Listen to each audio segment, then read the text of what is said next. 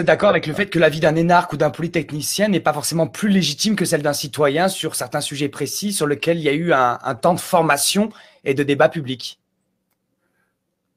Alors, soyons clairs, un expert d'un domaine, il connaît forcément mieux ce domaine-là que tout un chacun. Il y a consacré sa vie.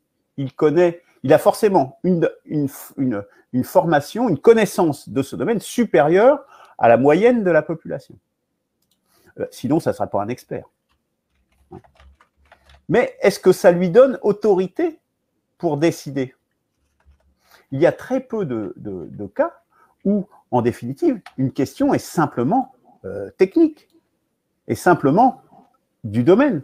Et elle devient fatalement, quand elle rentre dans le débat public, elle devient politique. Et donc, c'est toujours plus large. La décision politique est toujours plus large qu'un domaine particulier, fût-elle très bien connue par un expert.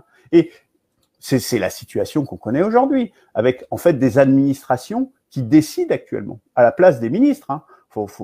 Actuellement, quand vous parliez des énarques, mais c'est très exactement ça. Les administrations, en définitive, s'il y a un ministre qui leur plaît pas, ben, ils vont attendre le ministre suivant pour pouvoir imposer en fait leur feuille de route.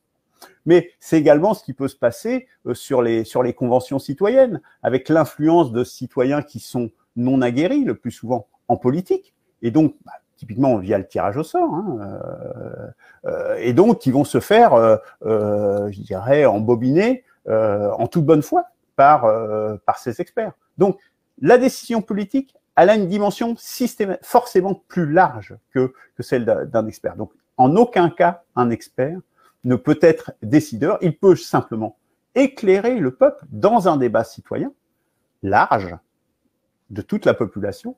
Oui, c'est ça le rôle de l'expert, rien d'autre.